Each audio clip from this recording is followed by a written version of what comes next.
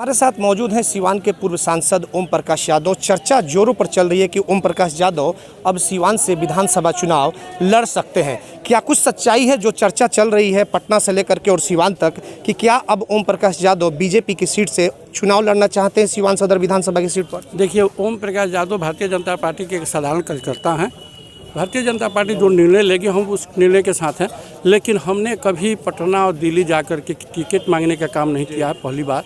दूसरी बात कि आज राष्ट्रपिता महात्मा गांधी का और जय जवान जय किसान का नारा देने वाले लाल बहादुर शास्त्री जी का जन्मदिन है। इस अवसर पर हम इतना कहना चाहेंगे कि सत्य और अहिंसा के राह पर चल करके एक विकसित भारत जो बनाने का सपना है नरेंद्र मोदी जी का, और स्वच्छ भारत के मिशन के तहत जिस तरह गरीबों के घरों में शौचालय बनाने का काम हमारे आदरणीय प्रधानमंत्री जी ने किया है, यह राष्ट्रपिता महात्मा गांधी के सपनों को साकार करने का काम कर रहे हैं।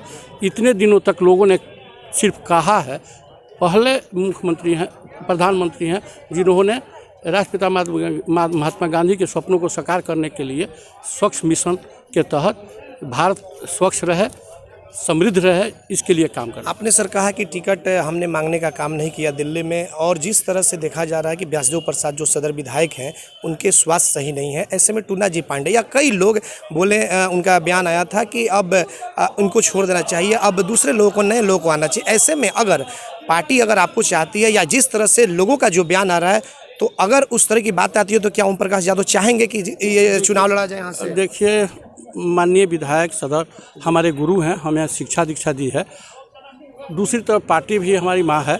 पार्टी जो निर्णय लेगी हम पार्टी के निर्णय के साथ। मतलब कि अगर बोल दे कि सीवान सदर से आप लड़िए बीजेपी से, तो लड़ेंगे? निश्चित रूप से हमने कहा है कि भारतीय जनता पार्टी के कार्यकर्ताओं का जूठा बर्तन साफ कर लेंगे। अब किसी दूसरे दल में जाने का कोई प्रश्न ही नहीं उठता है, तो पार्टी के निर्णय के साथ। अच्छा, मुद्दा क्या होगा अगर आप सीवान विधानसभा चुनाव लड़ने जा रहे हैं? 15 साल लालू की सरकार, 15 साल नीतीश की सरकार, लेकिन इस सरकार से जो युवा हैं वो खुश नहीं है, रोजगार नहीं मिल सके, छोटी सी एक मिल नहीं बैठी, तो आपका क्या मुद्दा होगा? किस मुद्दे के साथ जनता के बीच आप जाएंगे? देखिए, जो कह रहे हैं कि बेरोजगारी है, उन लोगों ने अपहरण का रोजगार दिया था, उन लोगों ने हत्या का रोजगार दिया था, उन लोगों ने छिनतई का रोजगार दिया था। हम लोगों ने उस रोजगार पर अंकुश लगाने का काम किए हैं।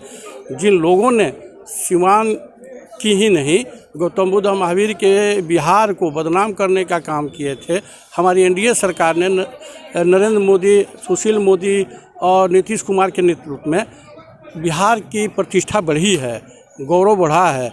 हम लोग रोजगार तो देंगे ही, यहाँ शांति और सुकून भी देंगे।